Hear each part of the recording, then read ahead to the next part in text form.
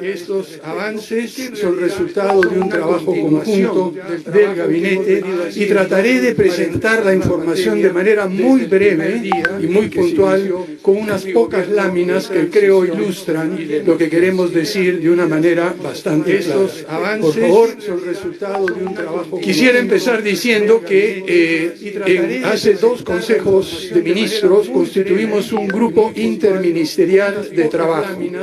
Este grupo ha venido colaborando de manera continua, no solo entre ellos, sino dialogando también con otros ministros y presentando los resultados de su trabajo en nuestras reuniones. De esta manera hemos evitado que cada ministerio trabaje por separado y lograr tener una posición conjunta de todo el gabinete, que, como sucede en todo cuerpo colectivo, requiere de un diálogo, de debates, de puntos de vista distintos para encontrar el camino correcto que debe seguir nuestro país para enfrentar la lucha contra la pandemia. Quisiera empezar con unos datos muy breves. Estoy seguro ustedes han visto ya anteriormente las presentaciones de la señora ministra de Salud, pero que creo que dan el contexto a las medidas que vamos a anunciar para enfrentar la lucha contra la pandemia. Este es el ritmo de reproducción a nivel nacional de la pandemia. Recuerden, la R indica el número de personas que una persona que ya está contagiada con el COVID contagia a su vez a otras personas. Si el número es mayor a 1, lo que vamos a ver es que el contagio irá creciendo. Si es mucho mayor a 1, crecerá muy rápido, y si es menor a 1, simplemente significa que la pandemia irá poco a poco desapareciendo. Pero como ustedes pueden apreciar, desde marzo del año pasado, hemos visto cómo hemos bajado poco a poco y el nivel de R se ha mantenido en sus diferentes fases en los últimos meses alrededor de 1. Sin embargo, en los primeros días de este mes hemos visto ese ligero repunte que muchos de ustedes pueden apreciar, que lo lleva a 1.13. ¿Qué quiere decir? Que estaría posiblemente aumentando los contagios y que todos y todas tenemos que tener mucho más cuidado, tanto cuidado como antes, pero un poquito más. Además de eso, hemos estado viendo también un incremento, en cierta medida preocupante, en la evolución del número de hospitalizados por COVID-19. Como ven ustedes en el lado izquierdo del gráfico, lo que pueden apreciar es que en la actualidad estamos como estábamos aproximadamente en junio del año pasado en cuanto al nivel de hospitalizados. Desde esa fecha hasta hace muy poco, hasta fines de diciembre, nos hemos mantenido por un nivel relativamente bajo, pero ustedes pueden apreciar cómo poco a poco ha ido subiendo hasta llegar a unos ciertos puntos rojos que muestran que podríamos estar ya al inicio de esta segunda ola. Y si vemos la evolución de uso de camas de cuidado intensivo, vemos una situación igualmente preocupante, aunque un poquito más acentuada. ¿Qué quiero decir con esto? Que al 11 de enero, por ejemplo, hace un par de días, se había ocupado el 87% de las camas UCI disponibles en el país. Y como pueden ver ustedes, desde mediados y fines de noviembre, esta cifra ha ido aumentando paulatinamente hasta entrar en un terreno ligeramente peligroso. Lo que esto indica es que estamos viendo un rebrote y lo que tenemos que estar muy atentos, queridos ciudadanos, es a ver si este rebrote se mantiene de manera continua creciendo y con qué pendiente, si realmente es muy empinado o es un poco más lento, y dependiendo de esa pendiente, si es muy empinado o no, eso lo que determinará la velocidad en la cual empezaremos a tener contagios masivos y dificultades para poder atender a los contagiados. En fin, en esta situación, y no quisiera entrar en más detalle, ¿qué es lo que hemos estado pensando y qué es lo que hemos decidido hacer? En primer lugar, definimos un conjunto de criterios de decisión estos criterios de decisión empiezan por aprender de la experiencia que hemos tenido anteriormente. ¿Qué hemos hecho bien? ¿Qué hemos hecho mal? ¿Cuáles han sido los problemas? Y este grupo de trabajo de ministros fue examinando qué es lo que se había hecho durante los últimos meses. Pero no solamente nos preocupamos por mirar la experiencia desde el punto de vista de donde estamos como Consejo de Ministros. Hemos hecho una serie de consultas y estamos muy agradecidos por las sugerencias que hemos recibido del Colegio Médico, de los gobiernos regionales, de los gobiernos locales, de los gremios de trabajadores, del sector privado, de universidades, de académicos, en fin. Los ministros han estado recolectando planteamientos, ideas, algunas veces un poco distintos, como ustedes imaginan, pero la tarea ha sido procesarlos y ver cómo buscar un balance razonable entre la protección de la salud de todos los peruanos y las peruanas y la protección de los medios de ganarse la vida de toda la ciudadanía. Además, seguimos con mucho detalle lo que sucede en otros países. Y aquí, como ustedes deben saber, ya la mayoría del hemisferio norte, es decir, Europa, Estados Unidos, incluso China, Japón y los países del hemisferio norte en general, están enfrentando una segunda ola fuertísima, mucho mayor que la primera. Eso se debe en parte a la severidad del invierno que se da en esos lugares que agrava las enfermedades respiratorias, pero también al hecho que, en comparación con otras partes del mundo, un porcentaje relativamente pequeño de personas en esos países había sido contagiado durante la primera ola. Otra cosa que pudimos ver es la enorme dificultad que tienen todos los países para conseguir vacunas. Y peor aún en los países más ricos, cuando se consiguen, las dificultades para poder administrarla de manera adecuada. La logística involucrada en vacunar a millones de personas en diferentes partes del mundo ha desafiado la capacidad incluso de Inglaterra, de Canadá, de los Estados Unidos. Y todo esto ha dado lecciones muy valiosas que estamos internalizando y aprendiendo nosotros. Esto es muy importante para el trabajo que venimos haciendo. Pero en el caso de nuestro país tenemos que tener consideraciones adicionales. Por ejemplo, ya sabemos que la variante inglesa está presente en nuestro país. Y también ustedes saben, amigos ciudadanos y periodistas en esta sala, que la variante inglesa añade a esta R, esta tasa de reproducción, entre 0.4 y 0.7. No sabemos qué tan extendida está todavía y esperemos que no esté demasiado extendida, pero es un factor adicional a estas curvas que les mostré al principio, porque indican que podrían, ese R en realidad ser 1.13, podría ser un poquito mayor. No sabemos cuánto. Pero por otra parte, a diferencia de los países más desarrollados que enfrentaron esta segunda ola, que están enfrentando esta segunda ola, el porcentaje de peruanos seropositivos, que quiere decir que han tenido una infección con el coronavirus, está por encima de 40%. No sabemos qué tan protegidos están, pero ciertamente en comparación con otros países en la cual la tasa de seropositividad es mucho menor, aquí pareciera que ese 0.4 a 0.7 de R de repente no es tan grande. Esperemos que sea así. ¿Por qué le digo estas cosas?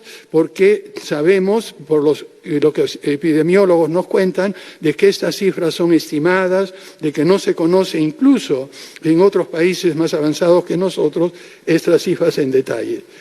Y la fragilidad económica es otra cosa que tenemos que tomar en cuenta. Recuerden, cuando empezó la pandemia, el Perú estaba en una situación económica envidiable en toda la región. O sea que podíamos aguantar relativamente mejor que otros países una situación de crisis como la que tuvimos. Si se manejó bien o manejó mal es otra historia. Pero ahora, en comparación con la situación en que estábamos a principios de marzo, a mediados de abril, estamos en una situación mucho más frágil. Es otro factor a tomar en cuenta, ¿no? ¿Qué hemos hecho con esto? Buscamos una serie de indicadores sanitarios y epidemiológicos y créannos, probamos como 7, 8 indicadores. Al final vimos que lo que explicaban mejor la tasa de contagios y la tasa de hospitalizaciones eran la tasa de R efectivo, la positividad a las pruebas moleculares y la tasa de mortalidad por 100.000 habitantes. Usamos, como le digo, otros 4 o 5 indicadores, pero nos vimos que lo único que hacían era añadir un poquito de información a estos 3. Y en el caso económico utilizamos el PBI, por supuesto distribuido de manera regional, y el empleo que se generaba para tener una idea de la actividad económica y cómo balancear lo que es la consideración epidemiológica con la condición económica. En fin, no los voy a aburrir en detalle, la metodología nos tomó un poco de tiempo y los colegas que están aquí del gabinete han trabajado intensamente en esto, así es que paso directamente a algunos de los resultados que tuvimos. Quizás la siguiente, Sara, por favor. Bien. Como les dije hace algún tiempo, lo que tratamos de hacer es no tratar al país como un todo homogéneo que es igual en todas partes. Sabemos que el Perú es un país muy heterogéneo y la pandemia y la forma en que ha atacado la pandemia ha sido muy distinta de acuerdo a las regiones. La foto que tomamos más reciente que ven ustedes allí, hemos puesto 3 niveles de alerta. Una alerta moderada, que quiere decir tenemos que ver qué medidas tomar de una manera más o menos moderada y balanceada, una alerta alta que ya plantea medidas un poco más fuertes, más agudas, y por último una alerta muy alta. Y lo que hemos visto, de acuerdo a esos indicadores que les he mencionado, que el mapa del Perú se divide de esta manera. Como ustedes ven, hay unas regiones con alerta moderada, otras en el norte y en el centro, en la costa, con una alerta muy alta, y vemos en el resto del país una alerta alta. Con estas alertas de niveles por región, lo que tratamos de ver es qué tipos de medida podríamos tomar en cada caso. Entonces, no voy a entrar en detalle porque son varios indicadores, pero, por ejemplo, lo primero que hicimos es ver qué tipos de medidas tienen que ser permanentes, qué tipos de medidas tienen que ver con la restricción vehicular y la movilidad personal, qué tipos de medidas podemos poner con respecto al uso de espacios públicos, espacios donde se congrega la gente. ¿Qué medidas podemos tener también con respecto al aislamiento físico y, en segunda instancia, social? Y lo que hicimos fue ir clasificando las medidas, por ejemplo, en qué medida de restricción y movilidad vehicular para el nivel de alerta moderado, algunas un poquito más restrictivas para el nivel de alerta alto y uno mucho más fuertes para el nivel de alerta muy alto. ¿Por qué? Porque tenemos que estar preparados, primero para responder a la situación real en cada región y dependiendo de qué suceda en esa región, a lo largo del tiempo, pasar o del nivel moderado al alto o del alto al muy alto o viceversa. Porque puede ser que alguna región, de estar en un nivel de alerta alto, mejore la situación y se reduzca. Eso es lo que hemos tratado de hacer y todas las medidas que ustedes ya conocen se han ido planteando de acuerdo a estos criterios y a los indicadores que les mencioné anteriormente. Pero hay un conjunto de medidas que es permanente para todo el tiempo y en todo lugar, cualquiera que sea el nivel de alerta. Y estas son las medidas permanentes de cuidado personal. El uso de mascarillas, que solo me la quito cuando estoy hablando micrófono y tengo suficiente distancia con las otras personas, el lavado de manos continuos y la doctora Pilar Macetti nos ha repartido a los miembros del gabinete estos pequeños dispensadores de alcohol, o sea que me van a ver ustedes probablemente durante el tiempo haciendo esto de manera continua, de tal manera de evitar cualquier posibilidad de contagio vía las manos. El distanciamiento físico que están observando ustedes, señores periodistas, y nosotros, el tener espacios abiertos, todas las ventanas están abiertas y el aire está circulando, y evitar espacios cerrados. Y por supuesto, evitar aglomeraciones. Esto tenemos que hacerlo cualquiera que sea el nivel de alerta en que se encuentre cualquier región, y es una responsabilidad que tenemos que tener nosotros mismos. Pero miren, ustedes se preguntan por qué hay solo 3 allí. Y quisiera pasar a la siguiente lámina. Tenemos un nivel de alerta extremo. Este nivel de alerta extremo es precisamente aquel al cual llegamos cuando no hemos observado las medidas a lo largo de todo este círculo y pasamos del nivel de alerta muy alto a nivel de alerta extremo. ¿Qué significa eso? Pues miren, una experiencia similar a la que tuvimos durante mayo y junio del año pasado. ¿Recuerdan ustedes cómo iban subiendo? Iban subiendo los contagiados, cómo iban subiendo los hospitalizados, el uso de camas intensivas en la UCI. Bueno, no queremos llegar a eso. Queremos evitar una confinación extrema, queremos evitar una cuarentena estricta para todos. A eso no queremos llegar. Por eso es que estamos viendo gradualmente cuáles son las medidas que tenemos que tomar en estos 3 niveles de alerta. Pero si llega en alguna región o en alguna parte del país a levantarse la pendiente de contagio, la pendiente de hospitalizaciones, la pendiente de camas UCI, la pendiente de muertes, tendremos que aplicar eso. Es una medida extrema, pero hay que salvar vidas. La guardamos para el final. ¿Por qué? Porque sabemos que muchos peruanos y peruanas tienen que ganarse la vida todos los días. Por eso el conjunto de medidas que estamos planteando está medido, está ajustado a las condiciones que prevalece en cada uno de los países.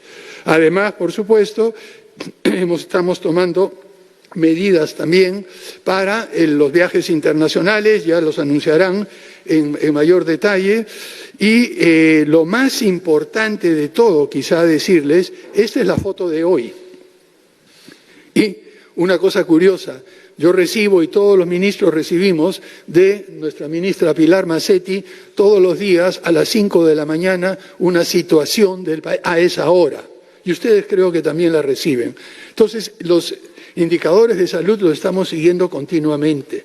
Los indicadores económicos son un poquito más difíciles de ubicar día a día, hora a hora, y los revisamos semanalmente o cuando hay algún evento que nos alerta el ministro de Economía y Finanzas, lo tomamos en cuenta, sea ya en la presidencia del Consejo de Ministros o en la presidencia de la República, en diálogo con el ministro de Economía y Finanzas y el sector correspondiente. Cada 15 días como máximo vamos a evaluar si seguimos con las medidas que se están planteando o si las modificamos y nuevamente de acuerdo a cada región. Y lo que quisiera es invocar a toda la ciudadanía, a usted señora, a sus hijos, a su esposo, a su pareja, a los trabajadores, en fin, a todos los peruanos que por favor hagan de su parte. En el gobierno estamos haciendo lo mejor que podemos en circunstancias muy difíciles, pero no vamos a tener éxito sin la participación y sin la colaboración de toda la ciudadanía. Lo que hagamos en el futuro inmediato va a depender de todos nosotros.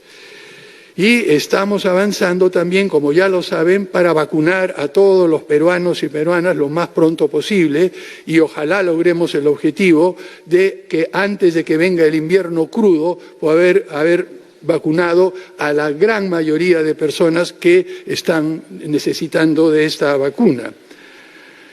Miren, una de las cosas que vamos a hacer es no bajar la guardia y pronto empezaremos con una campaña que me parece muy importante y por favor ayúdenos a difundirla.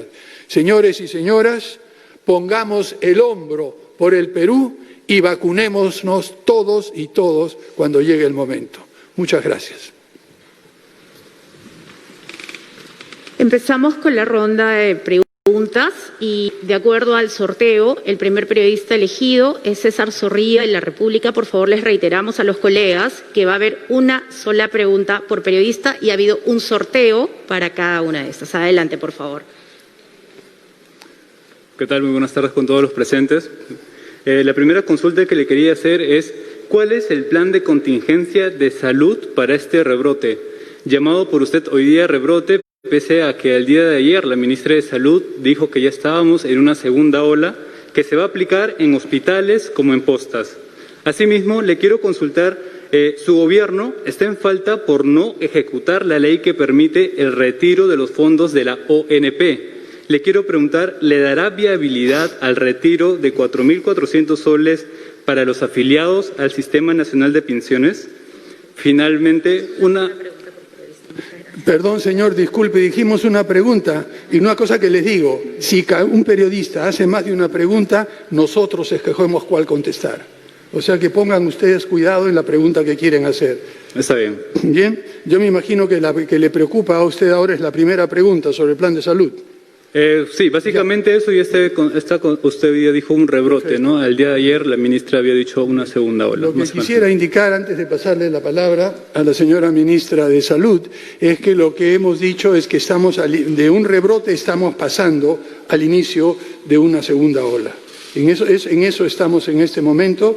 Yo creo que sería importante que ella repita una vez más, si fuera tan amable, cuáles son las medidas que está tomando su portafolio para enfrentar esta situación. Muchas gracias.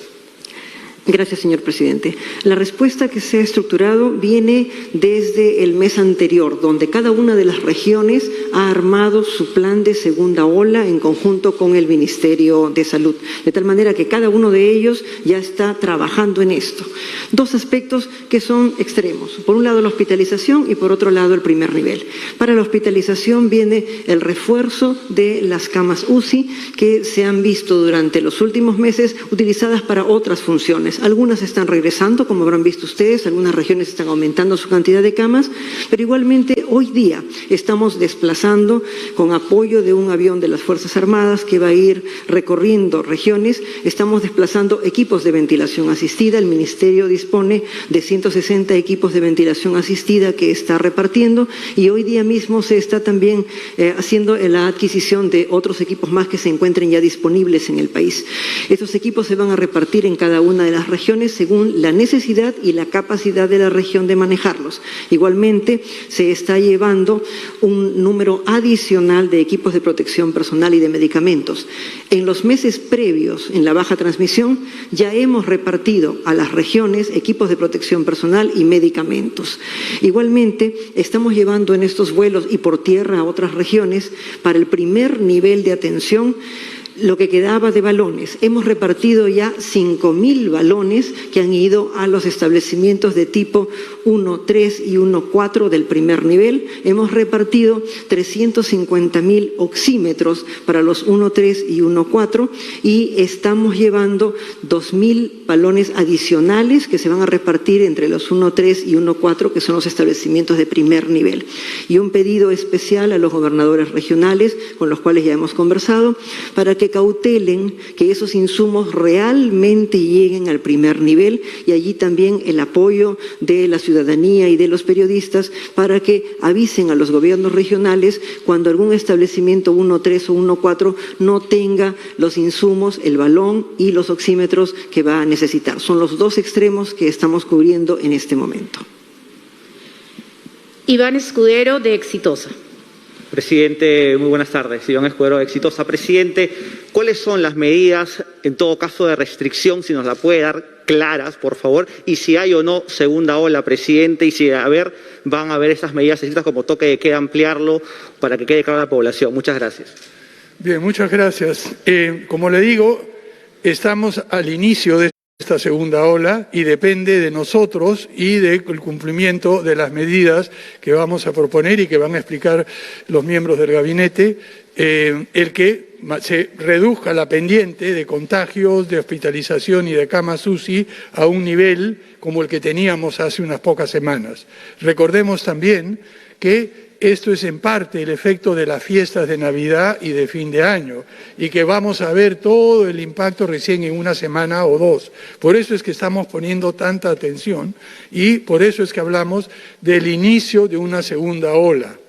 No sabemos. Si logramos bajar la pendiente, entonces seguiremos con un rebrote. Si no lo hacemos, tenemos la segunda ola y eso es un poco lo que es claro. Sobre las medidas, no sé si sería interesante que la presidenta del Consejo de Ministros y luego quizá algún otro ministro más explique en detalle las medidas de confinamiento, etcétera. Adelante, por favor, señora. Muchas gracias, presidente. Efectivamente, las medidas las hemos caracterizado en el grupo de trabajo interministerial en varios grupos. En primer lugar, medidas de naturaleza permanente, que eso la debemos adoptar todas las personas, es decir, uso de mascarilla, lavado de manos, distanciamiento físico, uso de espacios abiertos y ventilados y, sobre todo, evitar aglomeraciones. Si no es imprescindible salir de casa, no lo hagamos, ¿no? Igualmente, otra medida de carácter permanente vinculada a la restricción de la movilidad vehicular y personal. En primer lugar, estamos planteando que hay que continuar con la restricción y la fiscalización de los aforos en los espacios de transporte público y, por supuesto, guardar el cuidado con las medidas de bioseguridad. Otra medida de carácter permanente, que son medidas de restricción de uso de espacios hasta el 31 de enero, porque, como bien ha señalado el presidente, estas medidas las vamos a ir tomando cada 15 días, que es un periodo que nos permite evaluar el impacto de las mismas, es que se va a sancionar todo tipo de actividad que involucre aglomeración o concentración de personas en espacios cerrados, porque recordemos que estamos en estado de emergencia y en consecuencia están prohibidas las reuniones. Y esto es muy importante, aquí el rol de las municipalidades para la fiscalización de estas reuniones, de estas fiestas que hemos visto que se producen y que se han convertido en espacios de contagio. Igualmente, respecto del uso de playas, hemos acordado que el uso de playas todavía va a continuar hasta el 31 de enero de manera restringida. Sin embargo, en este periodo vamos a trabajar con las municipalidades precisamente para hacer protocolos que permitan tener aforos controlados para salvaguardar la salud de todas las personas.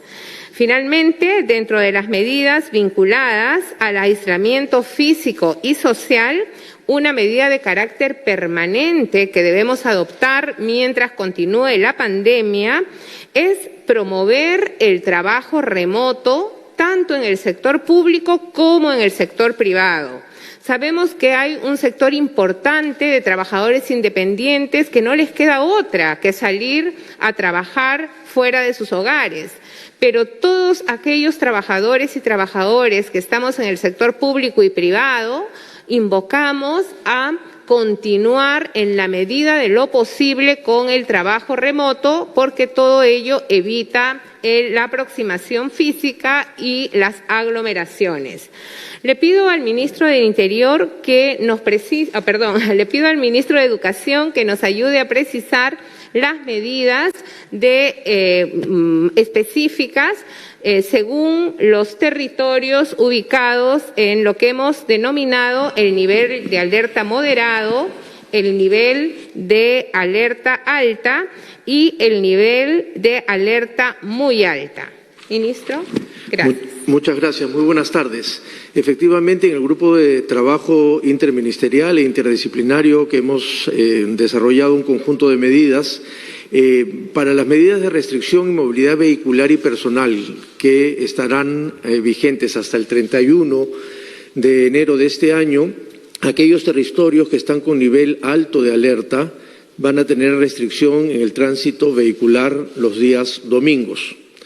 Para los territorios que están en nivel de alerta muy alto, vamos a tener restricción en el tránsito vehicular los domingos, pero también restricción en el tránsito peatonal. Eso va a ser para las regiones que están en estado muy alto. De repente podemos poner la diapositiva con la tabla de las regiones para poder estar. Entonces, tenemos en regiones muy altas o alerta muy alta, Ancash, Inca, Junín, Lambayeque, Lima regiones, Piura y Tacna. En ese grupo de regiones, repito, Ancash, Ica, Junín, Lambayeque, Lima regiones, Piura y Tacna, tendremos restricción de tránsito vehicular los domingos, así como restricción peatonal. En las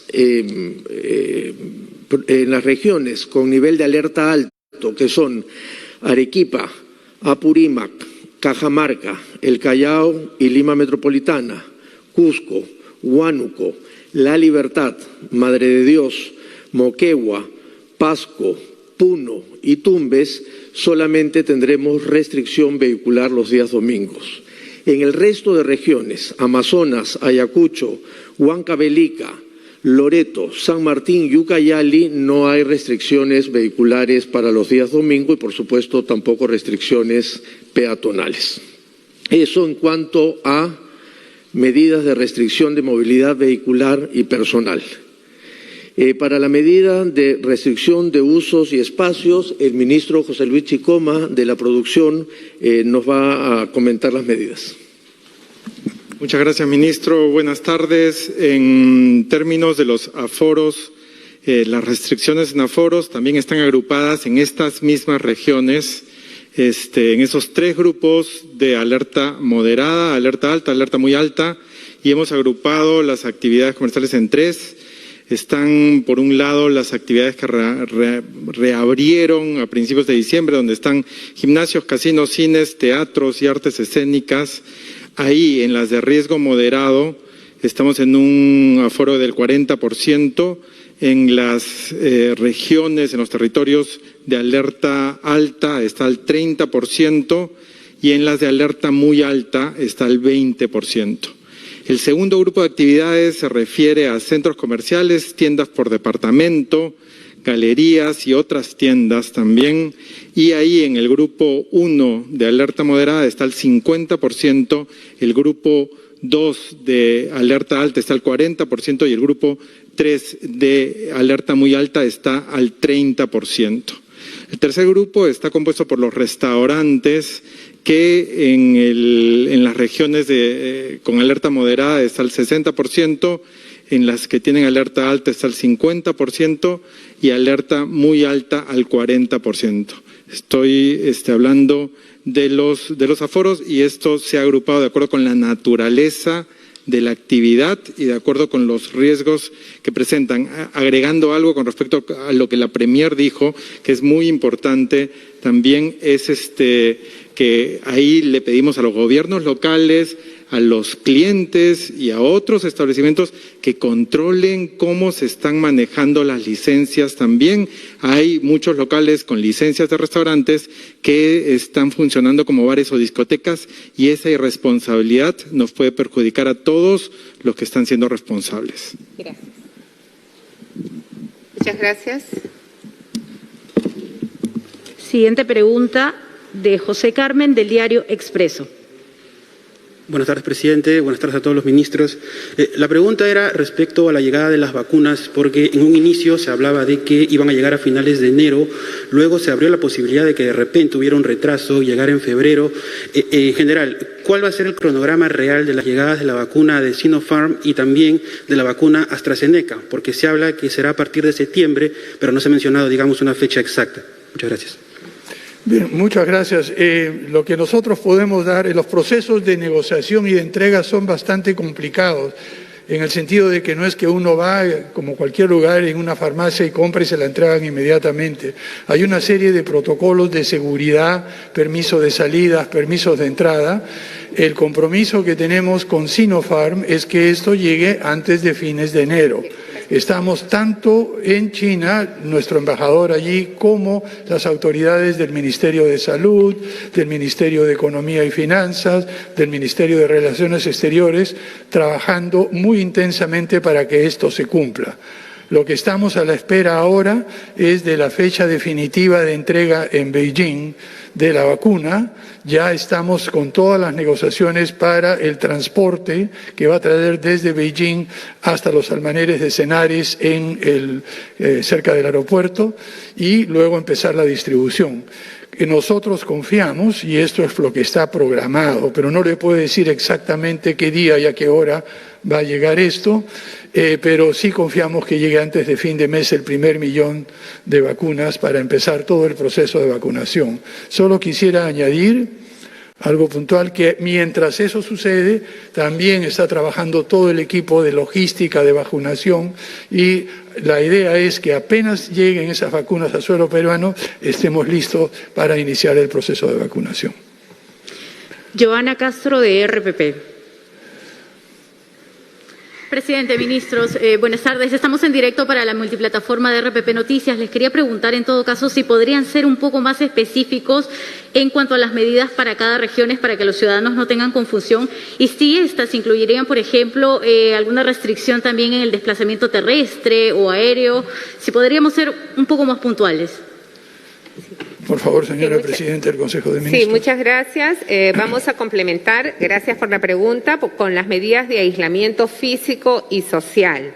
Precisamente en las medidas de aislamiento físico y social para aquellos departamentos, aquellos territorios con riesgo moderado, la inmovilización social se va a producir de las 11 de la noche a las 4 de la mañana, que es lo que actualmente está vigente en Lima. Para los de riesgo alto, la inmovilización social obligatoria será de 9 de la noche a 4 de la mañana. Y para los de riesgo muy alto, la inmovilización social obligatoria será desde las 7 de la noche a las 4 de la mañana. Como ustedes podrán apreciar, los periodos, las horas de inmovilización social van creciendo a modo que el riesgo de contagios y de todos los indicadores que les hemos presentado se incrementa. La situación límite a la que no queremos llegar, conforme ha señalado el presidente de la República, que sería la situación extrema, ¿no?, que no es el momento en el que se encuentra ninguno de los departamentos, sería disponer el confinamiento total focalizado. Este es otro de los aspectos que queremos reforzar, y es que no se están tomando medidas de carácter universal, excepto aquellas que son de cuidado y las que he mencionado al inicio. Todas estas medidas que tienen restricciones al desplazamiento de las personas o de inmovilización social son medidas focalizadas de acuerdo a la evaluación de los niveles de alerta, nivel moderado, nivel alto, nivel de alerta muy alto o nivel de alerta extrema, ¿no? No sé si alguno de los ministros quiere complementar. Repasamos solamente para reforzar entonces cuáles son los departamentos de los cuales estamos comentando. Entonces, repetimos, alerta moderada, inmovilización social de 11 de la noche a 4 de la mañana, Amazonas, Ayacucho, Huancavelica, Loreto, San Martín y Ucayali. Nivel de alerta alto, Arequipa, Apurímac, Cajamarca, Callao, Cusco, Huánuco, La Libertad, Lima Metropolitana, Madre de Dios, Moquegua, Pasco, Puno y Tumbes. Nivel de alerta muy alto, Ancash, Ica, Junín, Lambayeque, Lima Regiones, Piura y Tacna. En este último caso, el horario de inmovilización social, ahí lo pueden ver, conforme lo hemos señalado, es de 7 de la noche a 4 de la mañana. En el caso de nivel de alerta alto, que son los departamentos que figuran al centro de la matriz, El horario de inmovilización social obligatoria será de 9 de la noche a 4 de la mañana. Gracias. Última pregunta de Lima, Jorge Malbor de Latina. Presidente, buenas tardes. Premier, un saludo a todos los ministros. Presidente, mi consulta va relacionada a la campaña política que, como sabemos, ya arrancó ya hace algunas semanas y tanto el Jurado Nacional de Elecciones como la propia ministra de Salud han invocado a los candidatos a mantener los controles de bioseguridad, los protocolos. Sin embargo, en la práctica vemos que estos candidatos todavía siguen participando de actividades con aglomeraciones. En ese sentido, ¿se va a imitar, por ejemplo, el caso de otros países en donde se han establecido medidas particulares justamente en torno a esta campaña? Muchas gracias. Bien, muchísimas gracias por la pregunta. Creo que es algo muy importante. Ustedes conocen, ya la Presidenta del Consejo de Ministros dio una directiva de total y absoluta neutralidad por parte del Gobierno en este proceso electoral. Pero estamos muy preocupados precisamente por la posibilidad que esta campaña también involucre un mayor contagio. El próximo lunes tendremos una reunión del Consejo de Estado, es decir, las cabezas del Poder Ejecutivo, del Poder Legislativo, el Poder Judicial, la Fiscalía de la Nación, la Contraloría, etcétera, con las tres autoridades del RENIEC, Jurado Nacional de Elecciones y la OMPE. Y el único tema de esa reunión es precisamente el que usted menciona. ¿De qué manera? Además de asegurar la conducción del proceso de la elección, el proceso electoral mismo, con la mayor seguridad posible, vamos a conversar con ellos para ver de qué manera podríamos asegurar que en la campaña electoral, y ya no solamente el proceso de votación, sino la campaña electoral pueda realizarse de manera segura. Yo lo que quisiera escuchar, y es una de las preguntas que ya le vamos a adelantar a los miembros, es qué medidas, qué sanciones, qué planteamientos consideran las autoridades electorales, porque no es una cosa que el Ejecutivo pueda imponer ni decidir por su cuenta. Las autoridades electorales son independientes y respetamos su autonomía y nos comportaremos de una manera estrictamente neutral en este proceso. Muchas gracias por la pregunta. Vamos con las preguntas de regiones. La región Loreto, del diario digital Pro y Contra. Si a Lima no se sabe con certeza cuándo llegarán las vacunas, ¿se puede saber cuándo llegarán a lugares alejados del país como Iquitos o las comunidades nativas? Las autoridades de Loreto se quejan porque el MINSA no hace las transferencias a tiempo para combatir las enfermedades. ¿Qué se debe hacer para evitar esta demora? ¿Visitará Iquitos en alguna oportunidad usted, señor presidente? Esa pregunta es muy interesante, muy específica. La ministra de Salud tiene la respuesta adecuada. Por favor, adelante, doctora Massetti. Gracias. La vacuna que estamos recibiendo en este mes es una vacuna que forma parte de nuestro propio sistema de vacunación, es decir, se mantiene de 2 a 8 grados. Durante las 3 últimas jornadas de vacunación tengo que destacar en forma particular el comportamiento de la región Loreto, que ha cumplido estrictamente con la vacunación y nos ha permitido vacunar a todos los lugares que están más densamente ubicados y además en los días subsiguientes las brigadas han ingresado a las comunidades de la Amazonía y han hecho la vacunación con una vacuna de 2 a, o mejor dicho, con varias vacunas de 2 a 8 grados. Por eso es que nosotros sabemos que Loreto va a poder cumplir como ha podido cumplir con esta vacuna que tiene las mismas características de nuestro sistema habitual de vacunación. Además, para reforzar, porque en la zona de la Amazonía, no solo en Loreto, sino en las otras regiones, el problema principal es que se nos malogren las refrigeradoras solares por los sitios apartados. Por ese motivo, hemos previsto también desde hace varios meses la adquisición de refrigeradoras solares y ya llegaron la semana pasada, están en proceso de control de calidad y van a ser repartidas a cada uno de los sitios que la necesiten para reforzar el sistema en las comunidades que son más alejadas. Así es que confiamos en que Loreto, tal como ya lo ha hecho, va a poder vacunar con esta vacuna. Gracias. Sobre si visitará a Iquitos, presidente.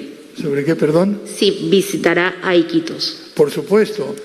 tan pronto como sea posible, me tendrán ustedes visitando Iquitos, así como espero visitar a todas las regiones del país. Las últimas semanas han sido un poco difíciles para poder salir por eventos que ustedes conocen, pero tan pronto como sea posible quiero no solo ir a Loreto, sino a diferentes partes del país que extraño por no haberlas visitado hace un buen tiempo. Última pregunta del medio Radio Sol de Moquegua. Moquegua no tiene un hospital de salud de alto nivel y por muchos años viene pidiendo un moderno hospital, ya que ha aumentado la cantidad de asegurados por la presencia de las compañías mineras. ¿Su gobierno va a solucionar esa problemática? Por favor, señora ministra de Salud, esta es una pregunta directamente para usted. Gracias. Específicamente para eSalud, eSalud ha levantado toda una información de país acerca de los diferentes establecimientos que se necesitan. Y dentro del componente de inversiones de salud y de establecimientos, sí figuran establecimientos de ese nivel. Más aún, en la expansión hospitalaria que ha armado eSalud al pie de la expansión hospitalaria del MINSA, se tiene una serie de características muy interesantes que son parte de lo que va a ser transferido a un hospital de mayor complejidad. Hay que destacar que la región tiene todo un apoyo de su sistema de la parte política y de la parte de salud muy amplio y trabajan juntos. MINSA y eSalud, más aún, están teniendo hospitales que están uno al pie del otro con las respectivas plantas de oxígeno, así es que nosotros creemos que el poder hacer realidad esta actividad es algo que es enteramente factible. El Gobierno ya ha preparado un IOR, un sistema de evaluación para un hospital MINSA, y por otro lado, eSalud ha hecho lo mismo en lo que le corresponde. Sí, con el propósito de hacer una suerte de resumen de las medidas que estamos adoptando para que quede muy claro en toda la población de los cambios que se van a producir a partir de la publicación del Decreto Supremo con estas nuevas medidas. El ministro de Educación, Ricardo Cuenca, nos va a hacer una síntesis de las mismas. Adelante, por favor.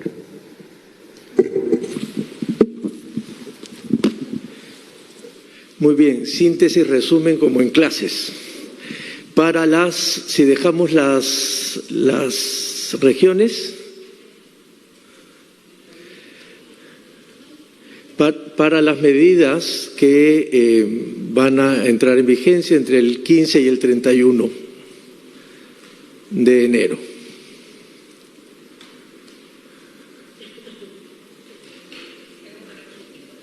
Sí, se va a demorar un poquito. Se está reiniciando. Bueno, aquellas que no tienen que ver con ninguna de los grupos de regiones y que, como dijo el presidente, hay que tener presente de manera permanente. Uso de mascarillas, lavado de manos, distanciamiento físico, uso de espacios abiertos y ventilados, evitar aglomeraciones.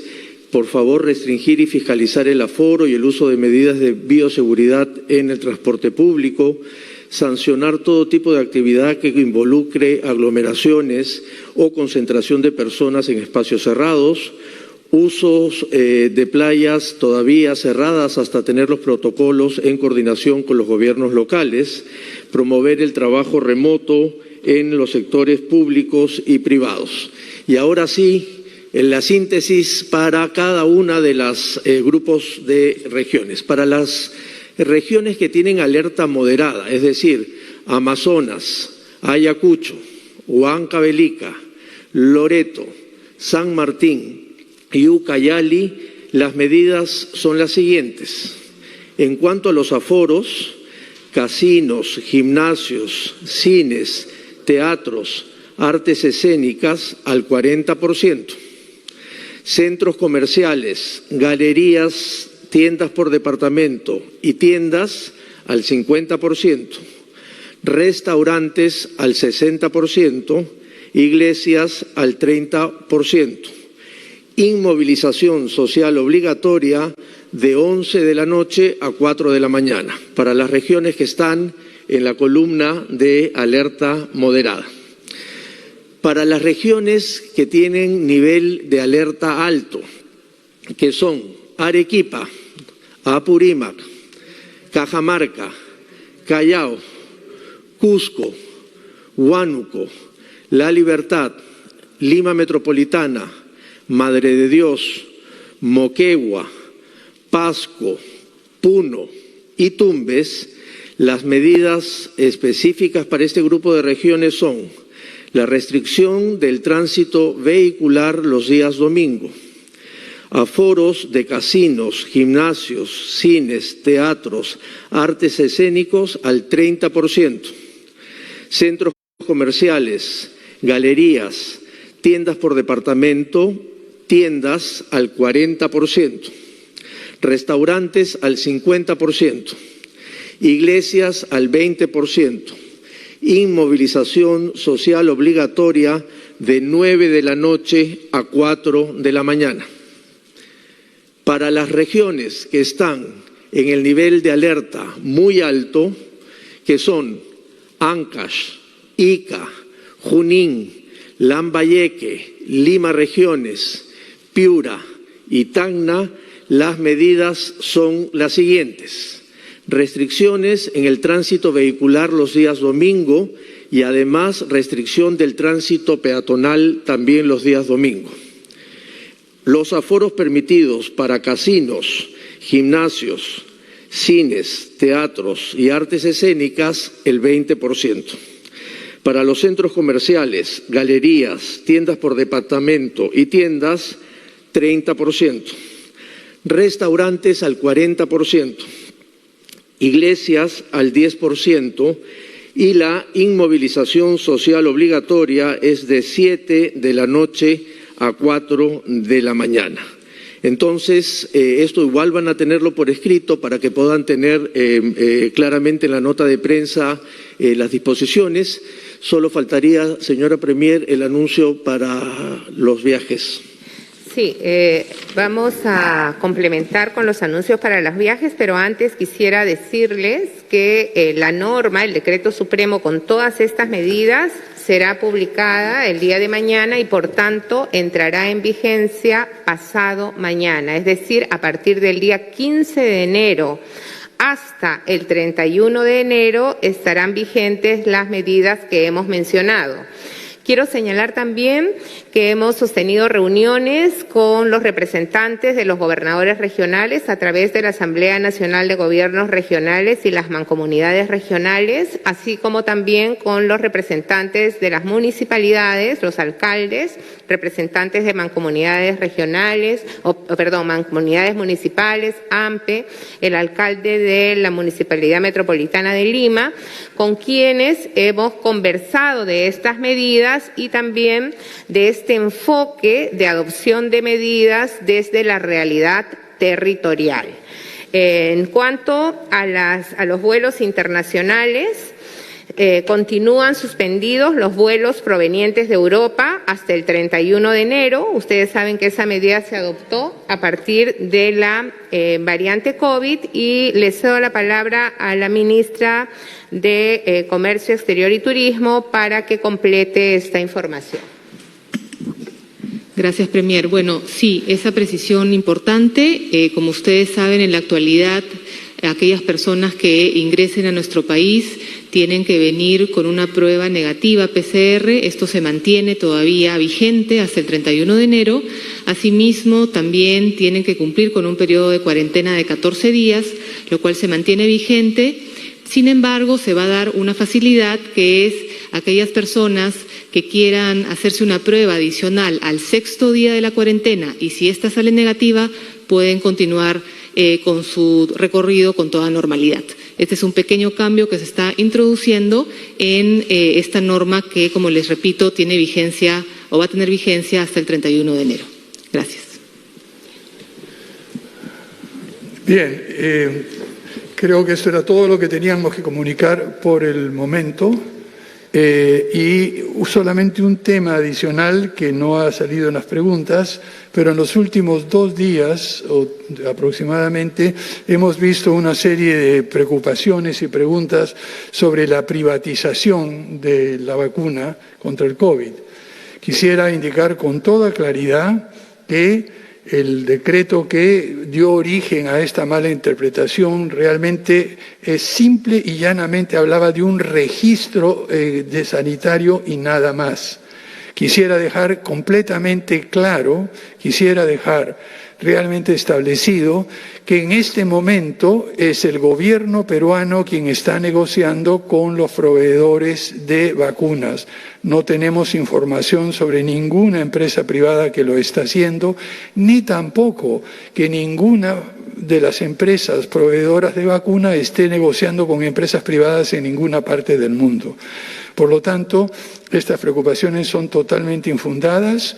El compromiso del Gobierno de transición y emergencia es asegurar la vacunación universal, sin discriminación y gratuita para todos los peruanos a través del sistema público. Eso sí, con la participación y la colaboración de organizaciones de la sociedad civil, de gremios, de colegios profesionales, del sector privado también. Esto es un esfuerzo conjunto en el cual tenemos que participar todos.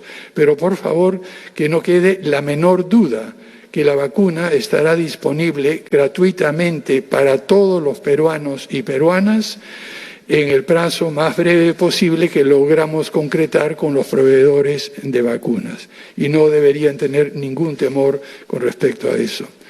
Señora Presidente del Consejo de Ministros, ¿hay algo más que usted quiera decir?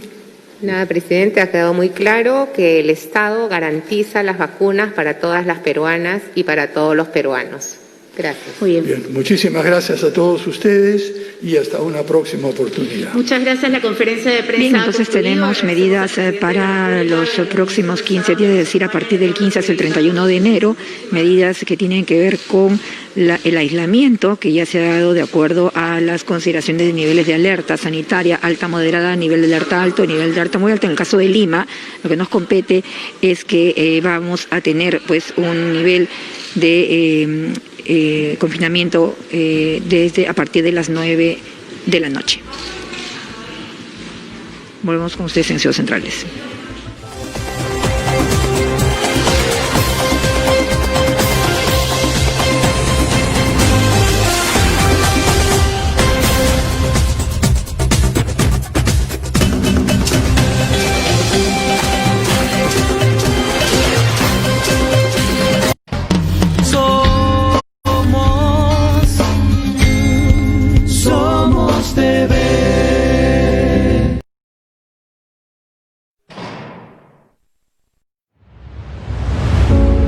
Mi nombre es Mayra Lisbeth Álvarez Cabanillas. Soy trabajadora independiente. Me gustan mucho los negocios, me gusta emprender, me gusta hacer mucho.